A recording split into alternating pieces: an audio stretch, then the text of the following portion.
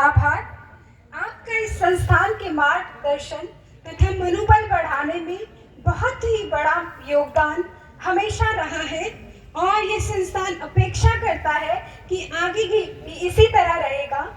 यह संस्थान तथा FSRDA सोसाइटी आपकी दिल से कृतज्ञ है और यहाँ आने पर आपका आभार प्रकट करती है।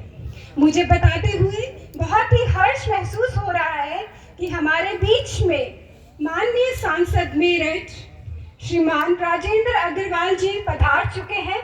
एक बार आप सभी से निवेदन है कि जोरदार तालियों से उनका अभिनंदन एवं स्वागत करें।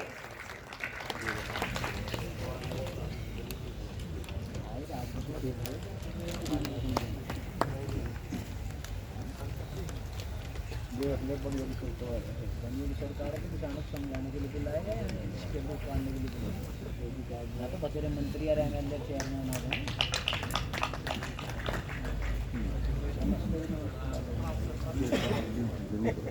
नमस्ते लाला जी।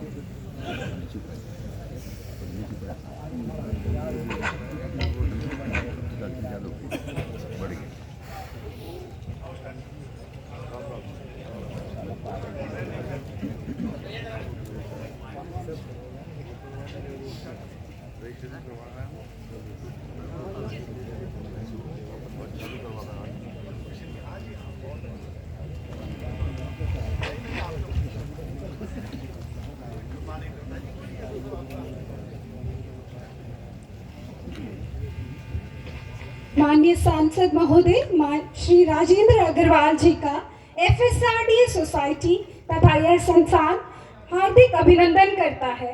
मैं निवेदन करूंगी भारतीय कृषि प्रणाली अनुसंधान संस्थान के निदेशक महोदय डॉक्टर आजाद सिंह पवार जी से कि हमारे माननीय सांसद महोदय जी का पुष्प गुच्छ तथा एक शॉल पहनाकर हार्दिक अभिनंदन करें।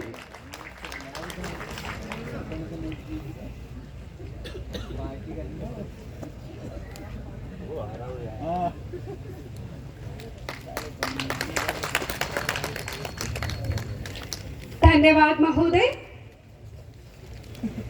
हमारे बीच IIWBR करनाल से पधारे निदेशक महोदय डॉक्टर ज्ञानेंद्र सिंह जी से मैं निवेदन करूंगी कि इस कार्यक्रम के उपलक्ष्य में हम सभी का संबोधन करें। माननीय डॉक्टर ज्ञानेंद्र सिंह जी।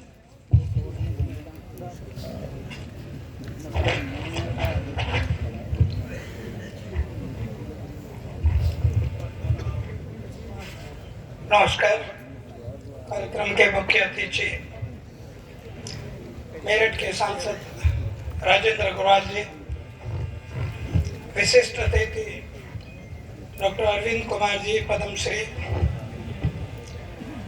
मंचासीन गणमान्य व्यक्ति, इस 2 दिवसीय नेशनल कॉन्फ्रेंस में पधारे सभी पार्टिसिपेंट्स,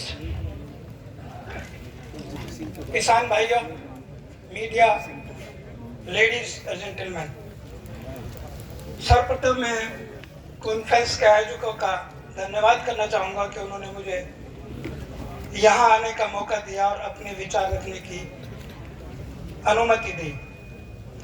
महोदय, मैं कहना चाहूँगा कि मेरे से पूर्व वक्ता ने जो हरित क्रांति के बारे में अपने विचार रखे, मैं उनसे सहमत हूँ और मैं उनको कह रहा था कि आपने मुझे कुछ सोचने के लिए बाध्य किया है। जो धान गेहूं पद्धति इस देश में लगभग 10 मिलियन हेक्टेयर में पैदा होती है, उसने निश्चित रूप से जल और उर्वरकों के मामले जो इम्बैलेंस पैदा किया, उसके बारे में हमें सभी वैज्ञानिकों को सोचना होगा। लेकिन मैं साथ के साथ ये भी कहना चाहूँगा कि हमारे किसान भी काफ़ी जागरूक हैं। हम उनको 10 ऑप्शन देते हैं तो वो कहते हैं आप हमें वो ऑप्शन दो जो धान गेहूं से ज़्यादा पैदावार दे, ज़्यादा आमदनी दे। तो हम सोचने के लिए बाध्य होंगे। महोदय, मैं एक चीज़ और कहना चाहूँगा कि ये वर्ष 2023 इंटरनेशनल ईयर ऑफ मिलेट्स के रूप में मनाया जा रहा है। मैं भारत सरकार का और माननीय प्रधानमंत्री नरेंद्र मोदी जी का भी आभार व्यक्त करना चाहूँगा कि उन्होंने कृषि के क्षेत्र में जो ये अद्वितीय कदम उठाया है, जिससे मोटे अनाज को हमारे देश में और हमारे देश की जनसंख्या के लिए जो पोषण, सुरक्षा और समृद्धि में स्थान मिलेगा, वह उनके लिए एक मार्गदर्शन ही नहीं बल्कि आने वाली पीढ़ियों के लिए एक सुनिश्चित और समृद्ध भारत की परिकल्पना भी करता है। महोदय, मैं जिस संस्थान से आता हूँ वह भारतीय गेहूं जौन अनुसंधान संस्थान देश का एकमात्र संस्थान है जो 23 मिलियन हेक्टेयर खेती में गेहूं की जो खेती होती है क्षेत्र में, उसके लिए अपने रिसर्च और एक्सटेंशन पर कार्य करता है। मुझे यह बताते हुए बड़ा हर्ष हो रहा है कि संस्थान द्वारा विकसित 3 प्रमुख प्रजातियां DBW 187, DBW 303 और DBW 222, 3 प्रजातियां उस संस्थान ने पिछले 5 वर्षों में दी हैं, जो आज के समय में लगभग 45% एरिया पूरे भारत का गेहूं का कवर करती हैं। तो मैं वहाँ के संस्थान के निदेशक, मेरे पूर्व निदेशक डॉक्टर GP सिंह और टीम का आभार व्यक्त करता हूँ और अभिनंदन करता हूँ कि संस्थान ने जो कार्य किया है वो किसानों के लिए नहीं बल्कि समूचे देश के लिए एक सराहनीय कदम है। महोदय, 7.5 मिलियन टन गेहूं का एक्सपोर्ट इस देश ने इस वर्ष किया है। कुछ पाबंदियों की वजह से उस एक्सपोर्ट को रोका गया, अदरवाइज हमारा सोचना था कि हम 10 मिलियन टन एक्सपोर्ट को पार करेंगे और निश्चित रूप से जो हमें फॉरेन करेंसी उससे मिलेगी वो हमारे अन्य कार्यों में आएगी। मैं अपनी बात को ज़्यादा ना बढ़ाते हुए केवल इतना कहना चाहूँगा, हमारा विचार है कि गेहूं की खेती जो इस वर्ष लगभग 34 मिलियन हेक्टेयर एरिया में की जा रही है, हम चाहेंगे कि हम 5 मिलियन हेक्टेयर एरिया गेहूं से अन्य फसलों को दें और मुख्य रूप से मिलेट्स को। गेहूं एक ऐसी फसल है जो किसी भी फसल पद्धति में, किसी भी फसल प्रणाली में एडजस्ट हो सकती है, केवल ज़रूरत है तो एक सामंजस्य की है। और मैं अपनी तरफ से आप सभी को एक निमंत्रण देता हूं कि जो भी ये संस्थान आपके आशानुरूप कर पाएगा उसको आगे बढ़ाने में मुझे बहुत बहुत खुशी होगी। आयोजकों का मैं पुनः आभार व्यक्त करता हूं कि उन्होंने मुझे मौका दिया और अपने विचार रखे। आप सभी का पुनः धन्यवाद, बहुत बहुत आभार। सब मेरे प्रीवियस वक्ता डॉक्टर AK सिंह ने जो कहा था कि फार्मिंग सिस्टम की बात करें तो किसान से स्टार्ट होता है और किसान पे ही ख़त्म हो जाता है। बिल्कुल मैं उनकी बात को से वाकिफ़ रखता हूँ और मैं इसको थोड़ा एक कदम और आगे बढ़ाने की बात ये करूँगा कि अब समय आ गया है जब किसान को सिर्फ फार्मर ही नहीं कहने हम वो मानेंगे, हम ये कहेंगे फार्म मैनेजर के रूप में बनना पड़ेगा। अपने प्रोड्यूस को खुद प्रोड्यूस करके उसका मार्केटिंग भी करनी होगी। देश के अंदर इतनी बढ़िया बढ़िया स्कीमें लागू की गई है जिसके अंदर खास करके FPO की बात करें कि किसान अपने ग्रुप बना के उसको मार्केटिंग की संस्था अपने आप डेवलप करे।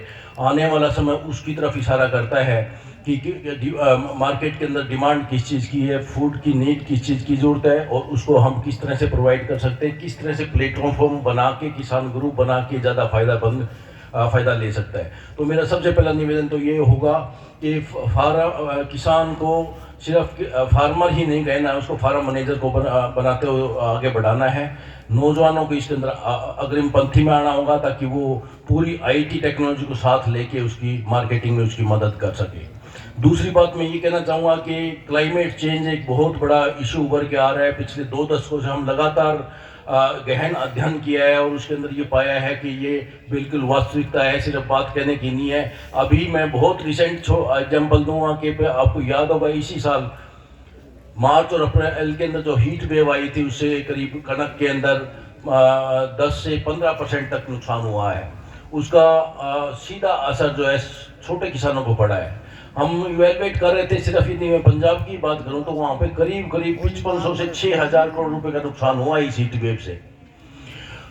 तो क्या और ऐसे झटके लगातार आते रहे हैं। हम यदि पिछले 2 साल में भी बात करूं तो इस तरह के झटके आते रहे हैं जहाँ पे काफ़ी नुकसान हुआ है। 2 से 5% तक का हमारे नेशनल लेवल के ऊपर क्लाइमेट चेंज से नुकसान होता रहता है। लेकिन इस चीज़ को ये फ्रीक्वेंसी और ज़्यादा बढ़ेगी तो हमें टिकाऊ खेती की तरफ जाना ही होगा। चाहे उसको हम साइंटिफिक भाषा के अंदर कंजर्वेशन एग्रीकल्चर कह लें या उसको हम रीजनरेटिव एग्रीकल्चर बोल लें, और नेचुरल और ऑर्गेनिक फार्मिंग की बात करना इस प्रसंग में बहुत ही ज़रूरी है, क्योंकि जब हम बात करते हैं कि केमिकल फ्री या जिसके अंदर जहर ना हो वो फूड हम किस तरह से हमारे सामान्य व्यक्ति तक पहुंचा सकते हैं, तो उसके अंदर इन चीज़ों का बहुत बड़ा योगदान रहेगा। हालांकि इसके अंदर कुछ प्रिंसिपल्स अभी तैयार हो रहे हैं, डाटा साइंटिफिक बनने लग रहे हैं, ताकि उसको किस तरह से हम समाहित करके एक पूरी प्रक्रिया के रूप में इसको एक क्रॉपिंग सिस्टम के रूप में दे सकें। और जब बात आती है क्लाइमेट चेंज हो, चाहे वो न्यूट्रिशनल सिक्योरिटी की बात हो, हमें इंटीग्रेटेड फार्मिंग सिस्टम की तरफ पूरी तरह से ध्यान देना होगा। मेरा इसके अंदर मैं ज़्यादा समय नहीं लूँगा, बहुत वक्ता भी हैं और बड़े मतलब हम उनको सुनना भी चाहेंगे, उनको विचारों को। मैं सिर्फ दो बातों पे यहाँ पे कंसंट्रेट करके मैं मेरी बात को यहाँ ख़त्म करता हूँ कि अब समय आ गया है कि हमें हर चीज़ के अंदर इंटीग्रेट करना पड़ेगा। टेक्नोलॉजीज बहुत हैं हमारे पास, लेकिन पीस मिल के अंदर जो टेक्नोलॉजी आ रही है उसके नुकसान भी मिलने शुरू हो रहे हैं हमें।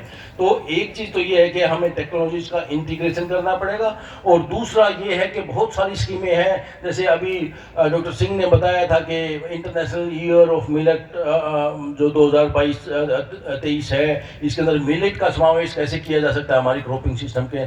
दूसरी चीज़ आती है कन्वर्जेंस, कि इतनी स्कीमें हैं उसके अंदर किसान थोड़ा सा भ्रमित हो जाता है, उसको एक दूसरे को मतलब इंटीग्रेट करके और उनको अलग अलग डिपार्टमेंट जो इसको दिशा निर्देश दे रहे हैं उनको बैठ के एक प्लेटफॉर्म पे आना होगा। जैसे कि आज पवार साहब ने यहाँ पे अलग अलग इंस्टीट्यूट से आए हुए सभी वैज्ञानिक और उनके निदेशक महोदय को बुला के एक साझी योजना बना के, मुझे लगता है कि वो सबसे बड़ा अच्छा और सरल रास्ता होगा।